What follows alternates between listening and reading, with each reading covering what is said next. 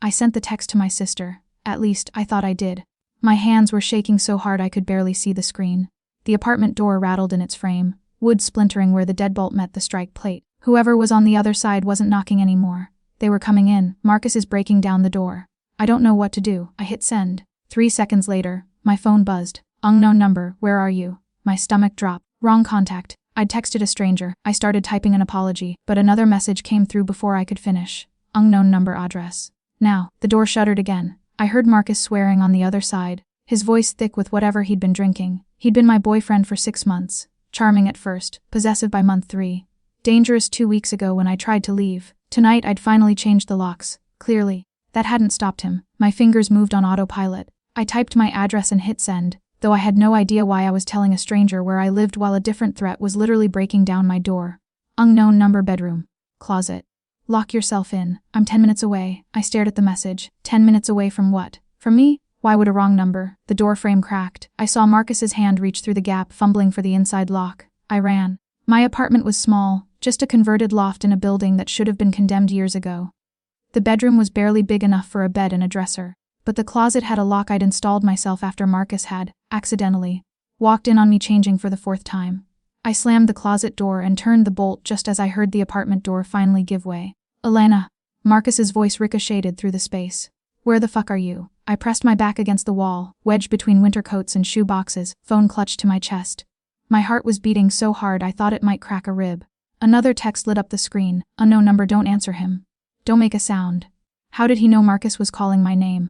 Unknown number, I need you to trust me for 8 more minutes. Trust. What a word to use with a stranger. But Marcus was shouting now, throwing things in the living room. Glass shattered. The coffee table, maybe. Or the lamp I'd bought at a thrift store because it reminded me of my mother's house before everything fell apart.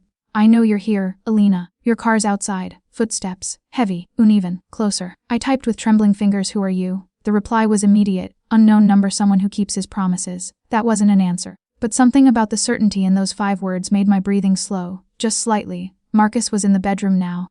I could hear him opening drawers, kicking over the laundry basket.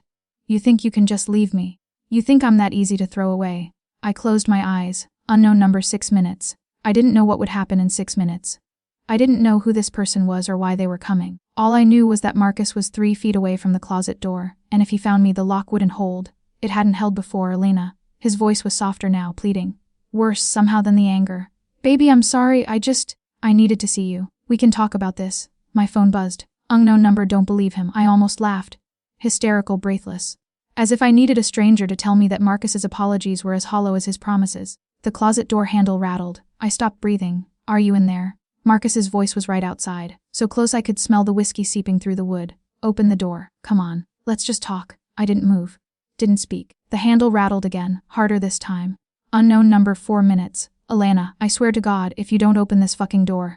A loud crash from the front of the apartment cut him off. Marcus went silent. I heard his footsteps retreat toward the living room. Heard him say, "Who the hell are you?" A voice answered. Lom. Precise. Someone who doesn't like waiting. I didn't recognize the voice, but I felt it deep in my chest, like a bass note that vibrates through your whole body. Marcus laughed. Nervous. Look, man, I don't know who you think you are, but this is between me and my girlfriend. She's not your girlfriend. You don't know shit about. The sound that followed wasn't a gunshot. It was worse. Bone meeting bone. Something heavy hitting the floor. Then silence. I sat frozen, phone still glowing in my hand. Unknown number, you can come out now. I didn't move. Footsteps approached the bedroom. Steady. Unhurried. The closet lock clicked open from the outside. The door swung wide and I looked up into the face of a man I'd never seen before. Dark eyes. Sharp jaw. Expensive suit that looked wrong in my shabby apartment, like a knife in a drawer full of spoons. He crouched down to my level, close enough that I could see the small scar above his left eyebrow. Elena, he said quietly. I'm Dante. And you're safe now. I should have asked how he knew my name. I should have asked what he did to Marcus. Instead, I heard myself whisper. You were early. His mouth curved, not quite a smile. I don't like being late. Dante stood and offered me his hand. I stared at it. His fingers were long, immaculate. Not a scratch on them, though I'd heard what sounded like a fist connecting with bone less than 2 minutes ago. Marcus? I asked, not taking the hand yet. Unconscious, not dead. He said it the way someone might say it's raining or the coffee's ready. A simple fact, no emotion attached. I took his hand. His grip was firm but not crushing, and he pulled me to my feet with an ease that reminded me how small my closet was. How close we were standing now. I stepped back immediately. Thank you, I said. Because that seemed like what you were supposed to say when someone drove across the city to stop your ex from breaking down your door.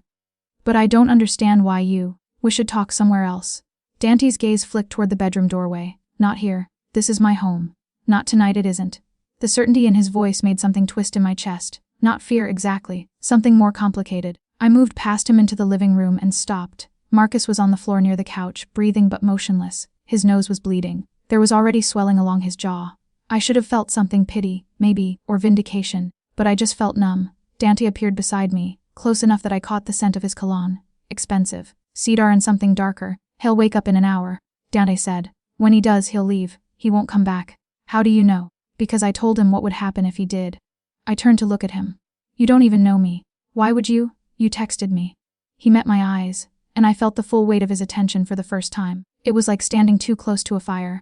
That makes you my responsibility until you're not. That's not how wrong numbers work. It's how I work. There was no threat in his voice, no aggression. Just absolute conviction, which was somehow more unsettling than if he'd tried to intimidate me. I grabbed my purse from the hall table, my coat from the floor where I'd dropped it when I ran. I need to call the police. No, you don't. I froze with my phone halfway out of my purse. Excuse me. The police will ask questions. You'll file a report. Marcus will post bail in 3 hours and be back here by morning, angrier than before. Dante's voice was still calm, factual. Or you can leave with me, and this ends tonight. Leave with you where? Somewhere safe. I laughed. I couldn't help it. You're a complete stranger who just knocked out my ex-boyfriend. That's not what safe looks like. No. Dante agreed. Safe looks like a locked closet while someone breaks down your door. How did that work for you? The words hit harder than they should have. I looked at Marcus again. At my apartment, the broken door frame, the shattered lamp, the appended furniture, everything I tried to build after leaving my mother's house, after convincing myself I could make a life that was mine alone, all of it looked fragile now. Temporary. One night, I heard myself say, just until I figure out what to do next. Dante nodded once. Get what you need. 2 minutes. I grabbed clothes without thinking, shoving them into the overnight bag I kept under the bed. Toothbrush. Phone charger. The photograph of my grandmother that I'd carried through 3 apartments in 2 states. When I came back out, Dante was on his phone, speaking in Italian. I caught enough to understand he was giving instructions. Something about a door and tomorrow morning. He ended the call as I approached. Someone will fix your door tonight, he said, and install new locks. Better ones. I can't afford. You're not paying for it. I wanted to argue, but I was too exhausted. Too overwhelmed by the surreality of standing in my destroyed apartment with a man in a $3,000 suit who'd appeared out of nowhere, because I'd sent a text to the wrong number. Why are you doing this? I asked quietly. Dante looked at me for a long moment. In the dim light from the street, his face was all angles and shadows. I don't like men who hurt women, he finally said. And I don't break promises. You didn't promise me anything. I told you to hide. I told you I was coming. He held my gaze. I don't say things I don't mean. There was something in his voice, not warmth exactly, but a kind of austere honor that felt older than both of us. Like he was following rules I couldn't see, but that governed everything he did. Okay, I whispered. He gestured toward the door. After you. The car waiting downstairs was exactly what I expected. Black. Sleek. Expensive enough that I was afraid to touch the leather seats when I climbed in. Dante slid into the driver's seat and pulled into traffic without another word. I watched the city lights blur past the window, trying to process what had just happened, trying to figure out who Dante was and why a wrong number had brought him into my life. You can ask, he said after several blocks of silence. I turned to look at him. His profile was sharp against the glow of the dashboard. Ask what? What I do. Who I am. Why I was able to get to your apartment in 8 minutes when you're 30 minutes from downtown. My throat tightened. Were you already close? No. Then how? I broke several traffic laws. He glanced at me, and for the first time I saw something almost human in his expression. Not quite amusement, but close. No one pulled me over. Lucky. Not luck. The implication settled over me like a weighted blanket heavy. Inescapable. What do you do? Dante. His hands tightened on the steering wheel just for a second, barely noticeable. I keep things running smoothly, he said. And I make sure debts get paid. It wasn't an answer, but somehow it told me everything I needed to know. Dante's apartment wasn't what I expected. I'd braced myself for something cold and sterile, glass and chrome, the kind of place that looked like a magazine spread and felt like a mausoleum. Instead, he unlocked the door to reveal warm wood floors, floor-to-ceiling bookshelves, and windows that overlooked the city like a promise. West room is down the hall, he said, setting his keys in a small dish by the door. Second door on the left. I stood in the entryway, still holding my overnight bag. You have a guest room. I have 3 bedrooms. Do you have guests often? He looked at me with those dark, unreadable eyes. No. Something about the way he said it made me feel like I'd asked a more personal question than I'd intended. I followed him deeper into the apartment. The living room had a single couch, leather well worn, and a record player on a side table. No television. The bookshelves were full, organized by author, not color. I caught titles in English, Italian, and what might have been Russian. "Are you hungry?" Dan asked. I realized I hadn't eaten since lunch. "I don't want to impose. You texted me for help. I brought you here. There's no imposition." He moved toward the kitchen. "Sit." It should have felt like an order. Instead, it felt like permission to stop holding myself together. I sank onto the couch and watched him through the open kitchen doorway. He'd taken off his jacket, rolled up his sleeves. I could see the edge of a tattoo on his left forearm, dark lines that might have been words or symbols. I couldn't tell from this distance. He moved with the same precision he'd shown in my apartment. No wasted motion. Everything deliberate. "How did you know my name?" I asked. "You signed your lease with your full name, Elena Rossi." He pulled bread from a cabinet, cheese from the refrigerator. "Your car registration was visible through the window. Massachusetts plates." You looked at my car registration through my window. I needed to know who I was protecting. The casual efficiency of it should have disturbed me. Instead, I found myself asking, "What else did you find out? You moved here 4 months ago. You work at the bookstore on Fletcher Street. You park in the same spot every night." He paused, knife hovering over the cutting board. "You deserve better locks than the ones you had." I pulled my knees up to my chest. "You didn't answer my question earlier. In the car, you didn't finish asking it. What do you do, Dante?" "Really?" He set the knife down carefully. Turned to face me. The kitchen light cast his face in sharp relief, all those precise angles that controlled stillness. "I manage interests," he said. "For people who prefer to keep their business private." "That's not an answer either." "It's the answer you'll accept tonight." He held my gaze. "Tomorrow, when you've slept and you're not running on adrenaline, you can decide if you want the rest." There was something almost kind in the way he said it, an acknowledgement that I'd been through enough for one evening. He brought me a plate, bread, cheese, olives, sliced tomatoes.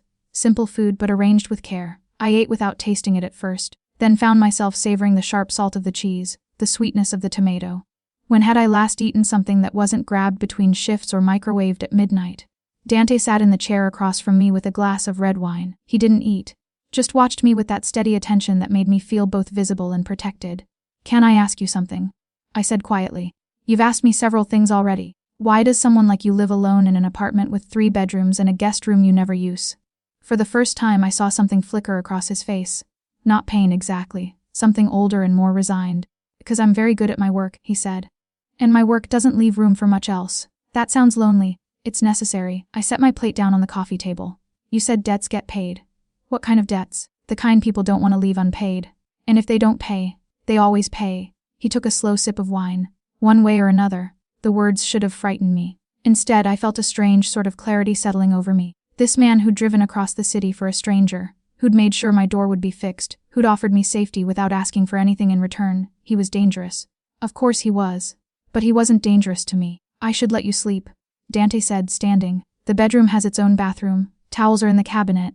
I stood too, suddenly aware of how close we were in the quiet apartment. Close enough to see a small scar at his temple, half hidden by his dark hair. Dante. His name felt strange in my mouth. Intimate. "For tonight."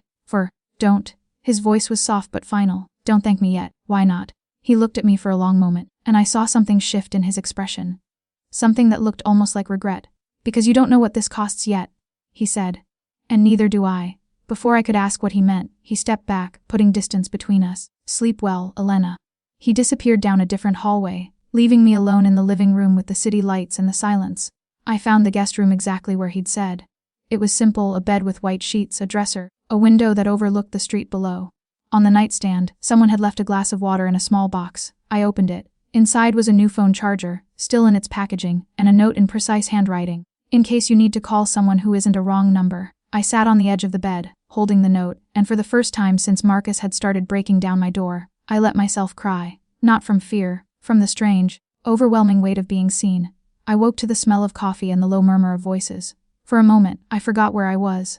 Then I remembered Dante's apartment, the guest room with white sheets, the note on the nightstand that I'd read 3 times before finally falling asleep. I checked my phone. 7:30. I had a shift at the bookstore at 9. The voices stopped when I opened the bedroom door. Dante was in the kitchen with another man, shorter, broader, with silver threading through his dark hair.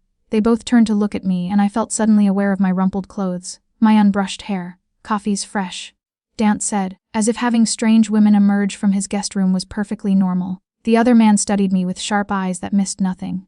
Then he said something in Italian, too quick for me to follow. Dante's response was quiet but firm. The man nodded once and headed for the door, pausing only to give me a look that felt like an assessment I hadn't known I was taking. When the door closed behind him, I moved into the kitchen. Who was that? Marco. He works with me. Dante poured coffee into a white cup and handed it to me. Your door is fixed, new locks installed. The old ones are being disposed of. I wrapped my hands around the cup, grateful for the warmth. How much do I? Nothing. Dante. It's done, Elena. He leaned against the counter, coffee in hand, and I noticed he was wearing different clothes than last night. Charcoal pants, black shirt, no tie yet. He looked simultaneously more casual and somehow more dangerous. Marco also removed some things from your apartment. Personal items Marcus left behind. My stomach tightened. What kind of things? A spare key he'd hidden under your bathroom sink. A tracking app he'd installed on your laptop. Some clothes in the back of your closet. The coffee suddenly tasted bitter. He was tracking me. Not anymore. Dante's voice was calm, but there was an edge to it. Steel wrapped in velvet. The app is deleted. The laptop's been cleaned. He won't have access to anything of yours again. I set the cup down carefully, afraid my hands would start shaking. You went through my apartment. Marco did. I gave him the key you left on your counter. You took my key. I borrowed it. It's on the table by the door. I should have been angry. Should have felt violated. Instead, I felt something closer to relief, which disturbed me more than the anger would have. I need to get to work, I said. Colin's sick. I can't afford to. Yes, you can. Dante set his coffee down and turned to face me fully. You were almost hurt last night. You're running on 4 hours of sleep. Take the day. You don't get to tell me what to do. I'm not telling you.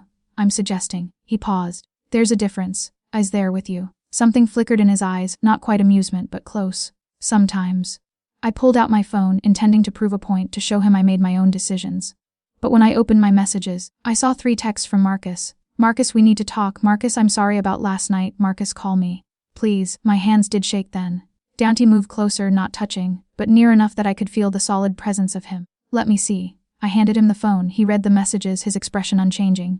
Then he did something I didn't expect. He handed the phone back. Your choice, he said quietly. You can block him, respond to him, or ignore him. But whatever you choose, I need you to understand something. What? Men like Marcus don't stop because you ask nicely. They don't stop because you change your locks or block their number. His voice was soft, but there was something absolute in it. They stop when someone makes them. Someone like you. Less. I looked down at the messages, at Marcus's familiar number, at the apology I'd heard a dozen times before. Each one had felt real in the moment. Each one had lasted exactly long enough for me to let my guard down. I blocked the number. Dante nodded once, like I'd made the only sensible choice. I still need to go to work, I said. I can't just hide here. You're not hiding. You're being smart. He checked his watch, expensive, understated. But if you need to go, I'll drive you. I have a car. Which is still at your apartment. Which Marcus knows. The logic was sound even if I hated it. 20 minutes later, I was in Dante's car again, watching the city wake up around us. He drove the way he did everything else, precisely, with complete control. Can I ask you something? I said as we neared the bookstore. You've been asking me things since we met. Why do you do that? He glanced at me. Do what? Answer questions without really answering them. You told me what you do, but not really. You tell me things are necessary, but not why. He was quiet for a long moment. When he finally spoke, his voice was different. Less guarded. Because the truth is complicated, he said. And you're not ready for complicated yet. You don't know what I'm ready for. No, he agreed. But I know what happens when people learn things too quickly. They make decisions based on fear instead of understanding. He pulled up in front of the bookstore and put the car in park but didn't turn off the engine. Tonight, he said. When you're done with work, I'll take you back to your apartment. You can decide if you want to stay there or come back to mine. Either way, you'll have a choice. And if I choose to go home, then I'll make sure you get there safely. He looked at me with those steady dark eyes.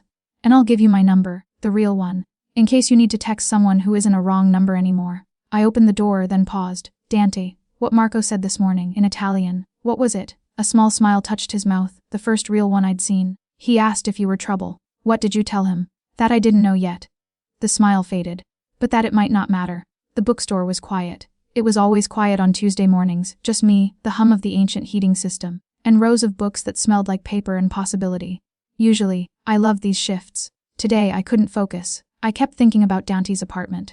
The way he'd moved through his kitchen like he was conducting a symphony only he could hear. The note on the nightstand. The way he'd said it might not matter like he was confessing something. You look exhausted. I looked up to find Mrs. Chen, the owner, studying me from behind the register. She was 73 and sharper than most people half her age. Long night, I said. The good kind or the bad kind?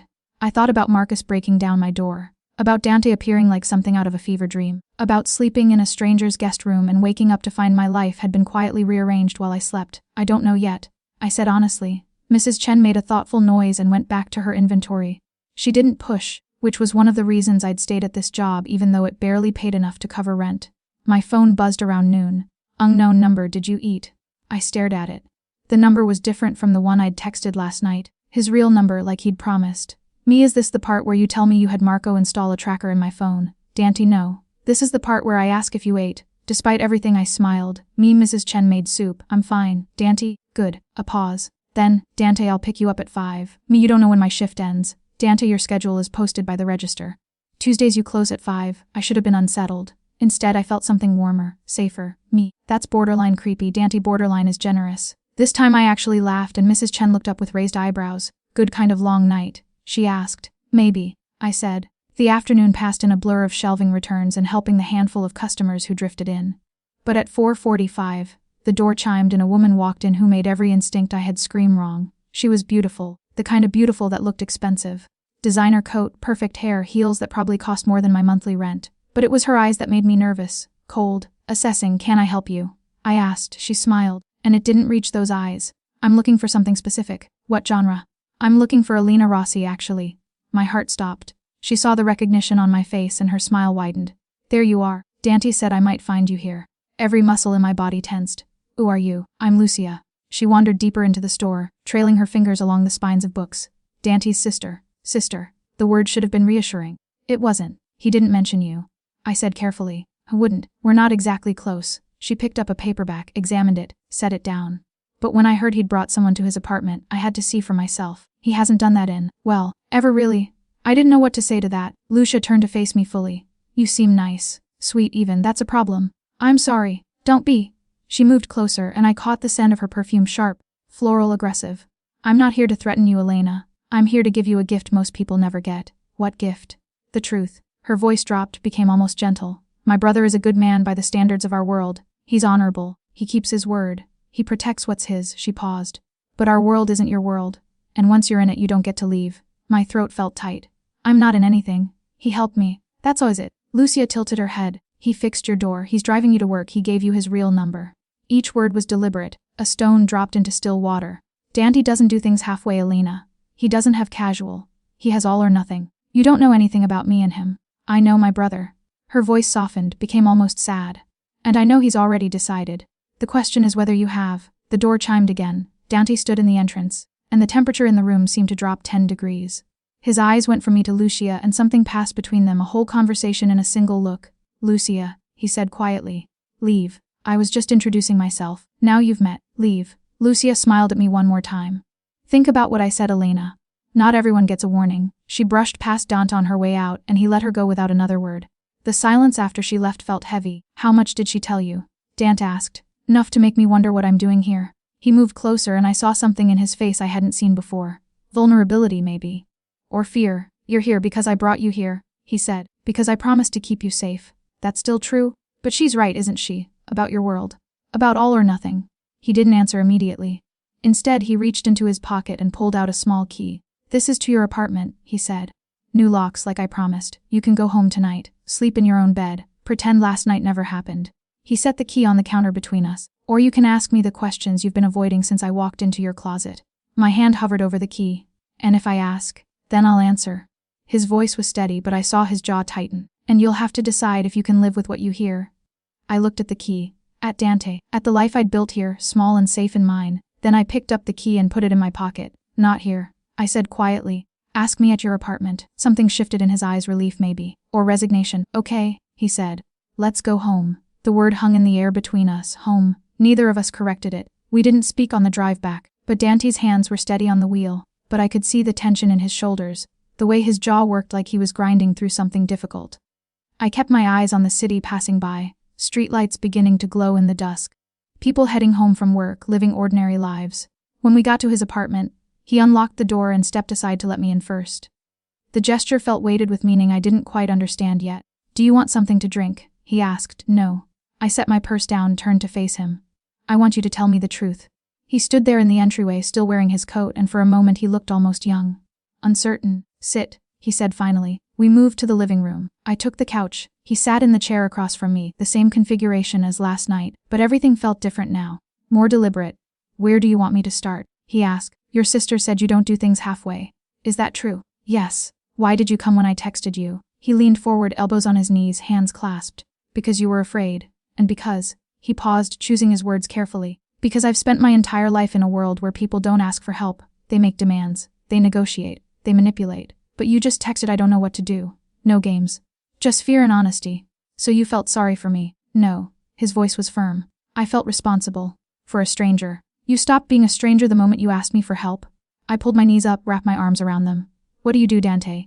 Really, no more careful words. He was quiet for so long I thought he might not answer. Then, my family controls distribution in this city. Imports, exports, logistics, some of it's legal. Most of it exists in spaces the law doesn't reach. He met my eyes. I make sure those operations run smoothly. I resolve disputes, I collect debts. I ensure our interests are protected. You're in the Mafia. That's the word most people use. He didn't flinch from it. My father built the organization. My uncle expanded it. I inherited it when my father died. How old were you? 23. I did the math. How long ago? 8 years. 8 years of running an empire most people didn't even know existed.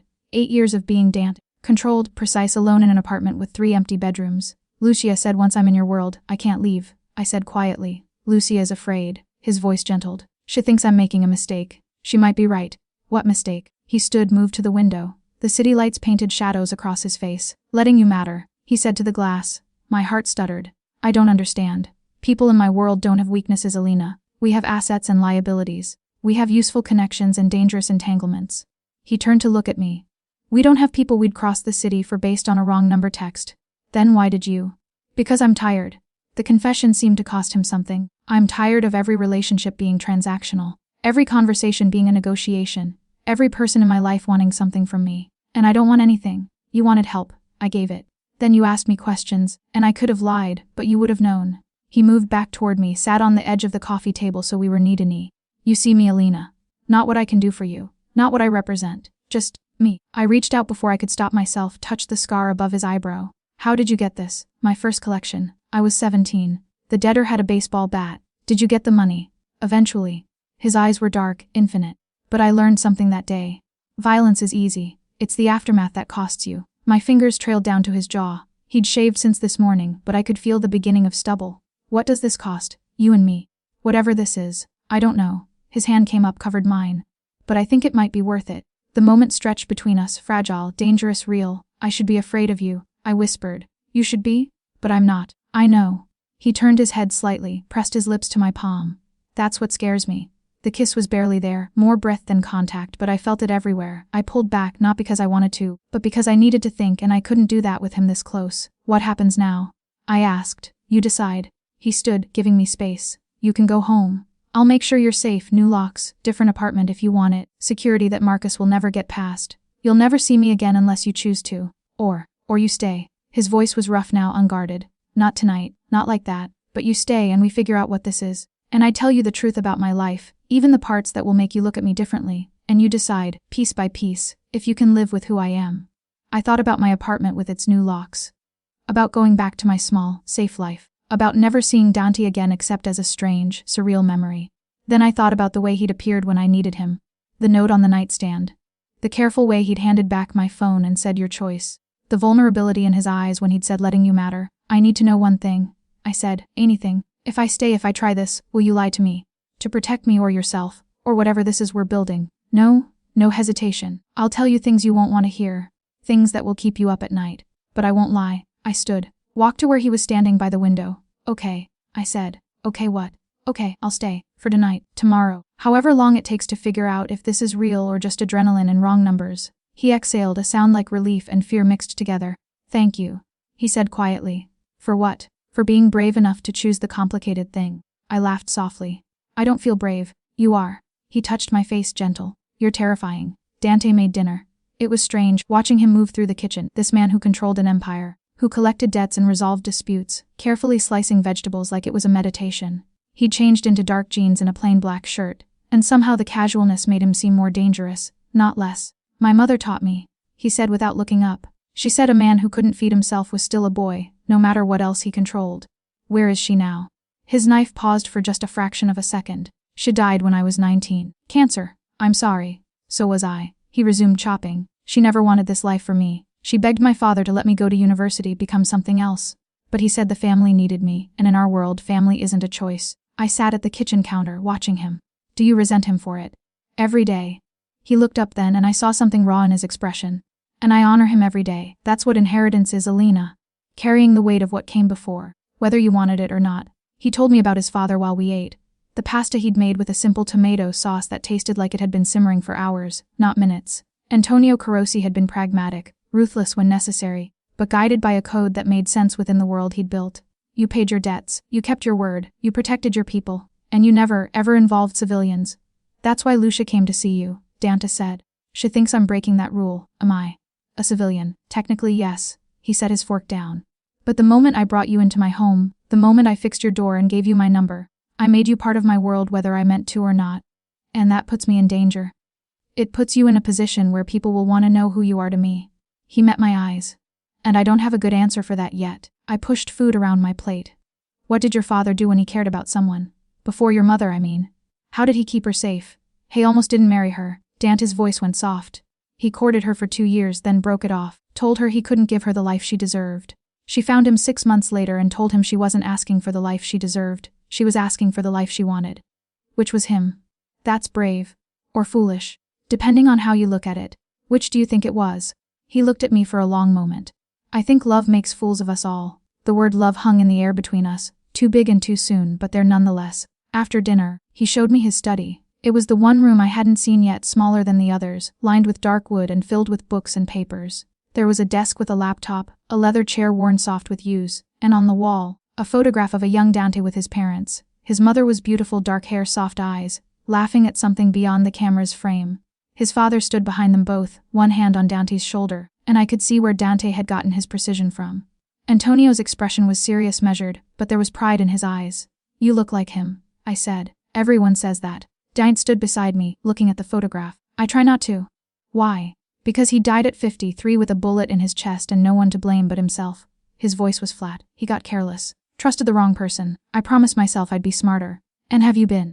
He looked at me. Until 3 days ago, yes. I understood what he meant. I was the carelessness. The trust placed in the wrong direction. The variable he couldn't control. I should go, I said quietly. Where? Home. My apartment. This is, I gestured at the room, at him, at the photograph of a family destroyed by the very world Dante now controlled. This is too much. I work in a bookstore, Dante. I read stories about danger. I don't live in them. You lived in one with Marcus. That's different. How? He moved closer. Because he was ordinary. Because the threat came from weakness instead of power. Marcus would have hurt you, Elena. Maybe not tonight, maybe not next week, but eventually. At least with me. You know what you're dealing with. Do I? My voice rose. You're telling me about codes and inheritance and your father dying with a bullet in his chest, and I'm supposed to just, what? Stay, pretend this is normal? No. His voice was quiet, final. You're supposed to be honest. With yourself and with me. You're supposed to tell me if this is too much, if you want out, if you'd rather go back to your safe, small life and forget you ever met me. I can't forget you.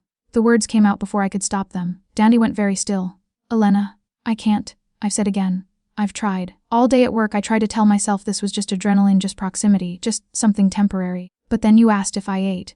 And you picked me up. And you made me dinner and told me about your mother and showed me this room. And I stopped, because I didn't know how to finish that sentence.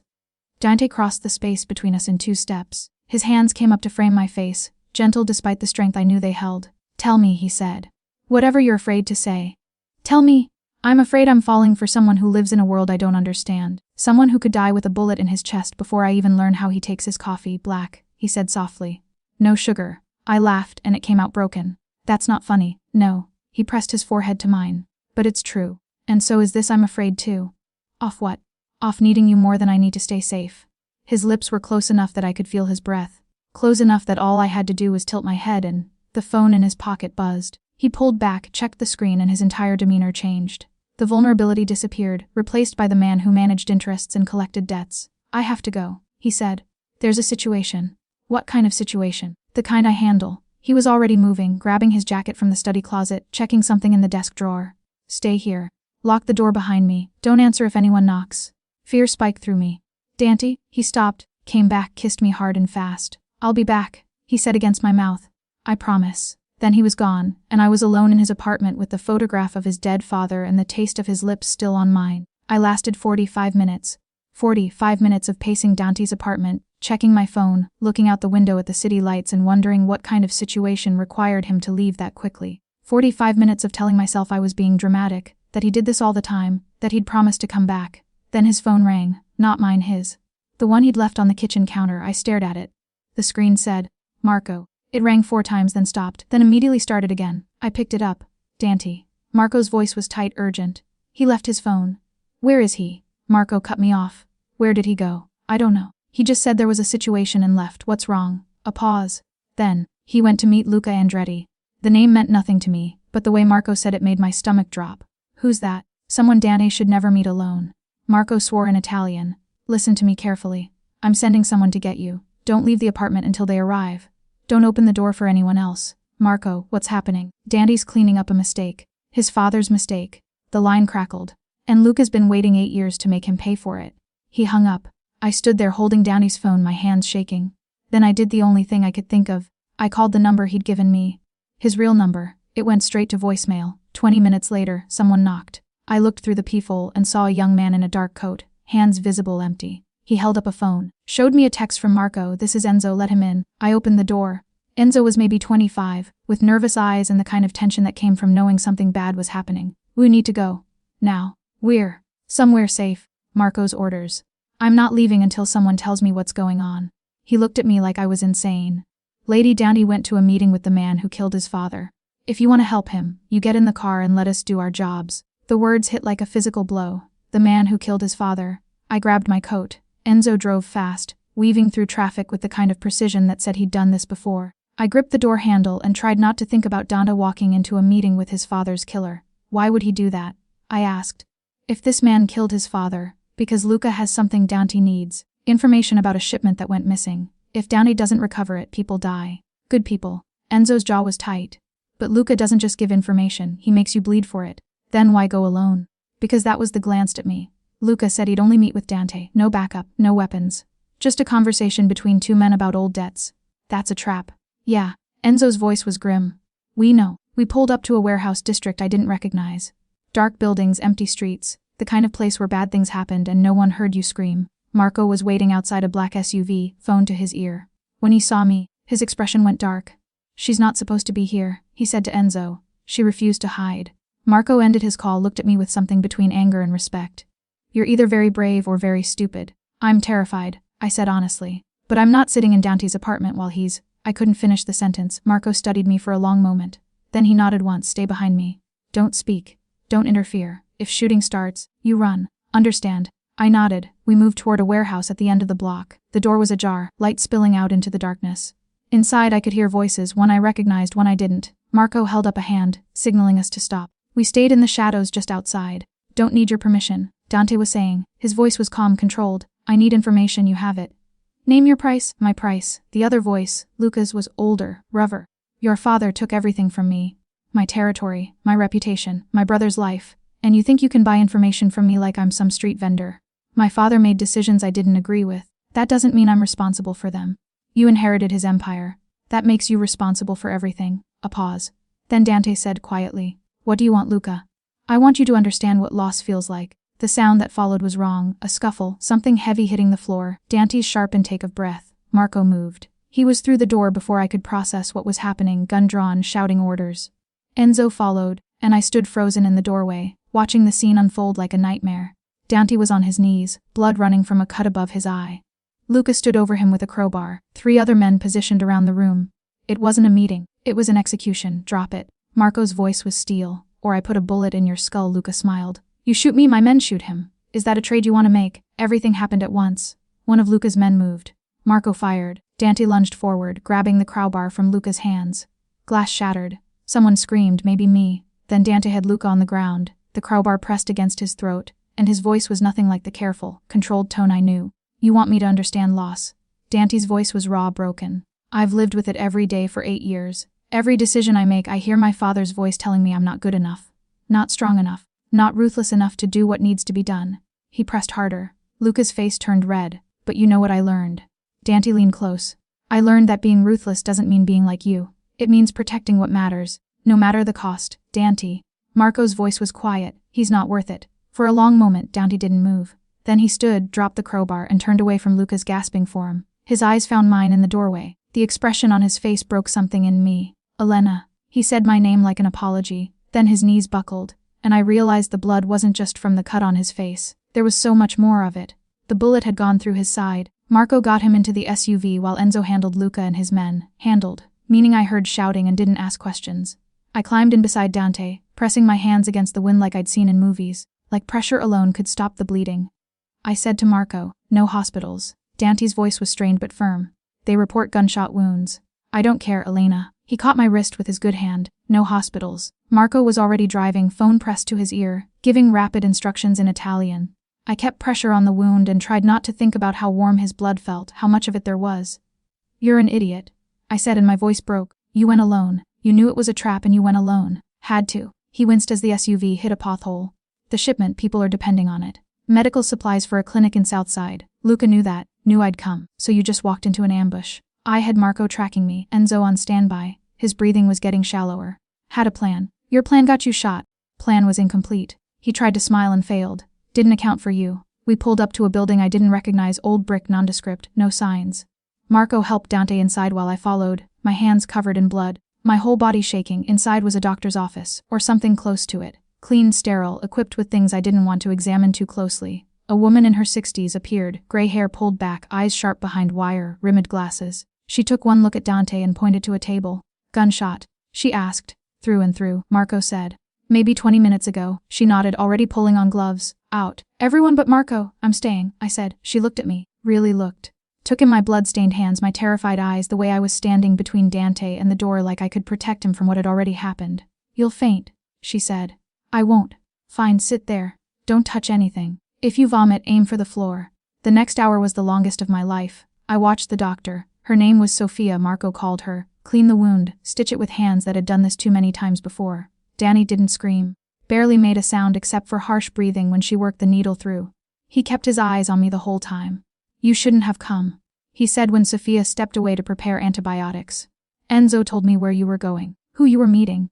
And you came anyway." "Of course I came." My voice was steadier than I felt. "Did you think I'd just wait in your apartment like a good girl while you got yourself killed?" "Yes." He shifted, grimaced. "That was the plan." "Your plans are terrible." This time he did smile, small, pained but real, starting to notice that. Sophia gave him a shot of something, bandaged him with efficient movements. "No strenuous activity for 2 weeks, the stitches dissolve, but if you tear them, I'll let you bleed out on principle." "Understood." She looked at me. "You'll need to change his dressings twice a day. I'll send supplies with Marco." "I don't know how. I'll teach you." She was already gathering things, putting them in a bag. "You love him?" The question caught me off guard. We just met." "That's not what I asked." I looked at Dante, at the blood-soaked clothes, the pale skin, the way he was still watching me like I was the only solid thing in a spinning world. "Yes," I whispered. Sophia nodded like I'd confirmed something she already knew. "Then you'll learn." Marco drove us back to Danny's apartment, helped him inside, got him settled on the couch because the bedroom felt too far. Then he looked at me. "You did good tonight," he said. "I didn't do anything. You showed up. In our world, that's everything." He headed for the door, paused. "Luca won't be a problem anymore. Neither will the men who were with him. The shipment's being recovered now." "What does that mean?" I asked. "He won't be a problem." Marco met my eyes. "It means you don't need to worry about him." Then he was gone, and I was alone with Dante. I cleaned the blood off my hands in the kitchen, changed into one of his shirts because my clothes were ruined. Then I sat beside him on the couch and tried not to fall apart. "Talk to me," he said quietly. "About what?" "Anything. I need to hear your voice." So I talked. About growing up in Massachusetts, about my mother who died when I was 16, about moving here to escape memories and build something new, about finding the bookstore job and the apartment and thinking I'd finally made a life that was mine. "Then Marcus happened," I said. "And I texted the wrong number. And now I'm here, and you're bleeding on your expensive couch, and I don't know what I'm doing." "You're choosing," Dante said. "That's all anyone can do? Choosing what?" "Whether this is worth it." He shifted, reached for my hand. "Whether I'm worth it." I looked at our joined hands. His knuckles were bruised from hitting Luca. Mine were still shaking. "Sophia asked if I loved you," I said. "What did you tell her?" "The truth." He went very still. "Elena, I know it's fast. I know it's insane. I know every rational part of me should walk out that door and never look back." I met his eyes. "But I watched you almost die tonight, and all I could think was that I'd never told you. That you'd never know." "Know what?" "That you're not alone anymore." My voice broke. "That someone sees you, not the Empire, not the codes, not the inheritance you didn't want. Just you. And thinks you're worth crossing the city for. Danet pulled me closer with his good arm, pressed his forehead to mine like he had in the study, before everything went wrong. I don't deserve you, he whispered. Probably not. I kissed him softly, carefully, mindful of his injuries. But you're stuck with me anyway. For how long? I thought about Sophia's question. About Marco saying I did good. About the choice I'd made to get in Enzo's car, to follow Dante into danger, to sit beside him now when I could be anywhere else. However long you'll have me, I said, his hand tightened on mine. That might be a very long time. Good, I whispered against his mouth. I'm not going anywhere. 3 weeks later, I woke up in Danny's bed for the first time. Not because anything had happened, he was still healing, moving carefully, wincing when he forgot and reached for things too quickly. But because the night before, I'd been changing his dressing on the couch and he'd said, "Stay with me tonight." Not a command. A request, so I had. Now morning light filtered through the windows, and I watched him sleep. His face was softer like this, younger. The scar above his eyebrow caught the light. I thought about the 17-year-old boy with a baseball bat, learning that violence had a cost. "You're staring," he said without opening his eyes. "You're awake. Have been for 10 minutes. He turned his head to look at me. "You were thinking so loud I couldn't go back to sleep." I traced the line of his jaw. "I was thinking about what happens next." "What do you want to happen?" It was the same question he'd asked 3 weeks ago, in a different context. But the answer had changed. "I want to stop sleeping in the guest room and pretending we're just whatever we've been pretending to be." His hand found mine. "We haven't been pretending anything, haven't we?" I propped myself up on one elbow. "You've been the perfect gentleman. Separate rooms, no pressure. Giving me space to decide. You needed space. I needed you." The words came out raw, but I was afraid if I said it too soon you'd think it was just trauma response. Or gratitude. Or, he pulled me down, kissed me with the kind of certainty I'd been craving for weeks. When he pulled back, his eyes were dark with something that made my breath catch. "I know the difference," he said quietly, "between someone who needs saving and someone who chooses to stay. You chose Elena. Every morning for 3 weeks, you chose. So did you?" "No." He tucked my hair behind my ear. "I chose the moment you texted me. Everything since then has just been falling." I kissed him again, deeper this time, and felt him respond despite the injury that still made him move carefully. His hand slid into my hair, and I was just starting to forget why we shouldn't do this when his phone buzzed on the nightstand. He ignored it. It buzzed again. "Answer it," I said against his mouth. "I can wait." "Dante?" The third buzz came with a knock on the front door. He sighed, pressed his forehead to mine. "This is why I live alone." But he was smiling when he said it. Marco was at the door with coffee and what looked like half a bakery. He took in Dante's rumpled appearance, my presence in one of Dante's shirts, and raised an eyebrow. "Should I come back?" "You're already here." Dante stepped aside to let him in. "What is it?" "Good news for once." Marco set everything on the kitchen counter. "Luca's territory has been absorbed, no resistance. The families are calling it a clean resolution." I watched Dante's face carefully. There was no triumph there, just tired acceptance. "What about his men?" Danet asked. "The ones who matter are working for us now. The ones who don't are encouraged to find employment elsewhere." Marco poured coffee like he lived here. "It's done, Dante. Your father's last mistake is cleaned up. At what cost? Does it matter?" Marco glanced at me. "You're alive. The shipment was recovered. The clinic got their supplies. Sometimes that's all we get." After Marco left, Dante was quiet. I found him on the balcony, looking out at the city in daylight. From here, you could see everything. The financial district where legitimate business happened. The neighborhoods where his family's operations ran like invisible veins beneath the surface. "You're thinking about your father," I said. "I'm thinking about the photograph in my study. How young he looks. How certain. He didn't turn around. I wonder if he ever stood here and questioned whether it was worth it." "Do you question it?" "Every day." He finally looked at me. "But less since you." I moved to stand beside him. The morning air was cold, but the sun felt warm. "Sophia called yesterday," I said. "She wants to teach me more than just changing dressings. Says if I'm staying I should know how to handle emergencies." "You don't have to." "I want to." I leaned against the railing. I also gave notice at the bookstore. He went very still. "Elena," Mrs. Chen understood. "I think she knew before I did." I smiled. "She asked if you were the good kind of dangerous or the bad kind." I told her I was still figuring it out. And I think maybe danger isn't the right word." I turned to face him fully. "You're inevitable, Dante. Like gravity, like coming home." I could fight it, but what would be the point? He pulled me close, careful of his healing side. "I can't give you normal." "I don't want normal." Normal gave me Marcus and a broken door and hiding in closets. I pressed my hand over his heart, felt it beating steady and strong. "I want this, whatever this is. It's complicated." "I know. It's dangerous." "I know that too. There will be nights I have to leave. Situations I can't explain. Choices that will make you question everything. Then I'll question." I stood on my toes, kissed him softly. "But I'm not leaving." His arms tightened around me. "Promise me something." "What?" "If it ever becomes too much, if you ever want out, you'll tell me. You won't just disappear." "I promise." I pulled back to look at him. But you have to promise me something too. Anything. Don't die on me. No more meeting killers alone. No more taking bullets. My voice shook. I chose this, Dante. I chose you. But I need you to choose to stay alive. I promise, he said, and I believed him. We stood there on the balcony as the city woke up around us. His arms around me, my head on his chest, both of us choosing the complicated thing later. We'd go inside. I'd make breakfast while he pretended not to help. Marco would call with another situation. Sophia would send more supplies. Life would continue in all its messy, dangerous, inevitable ways. But for now, we just stood there.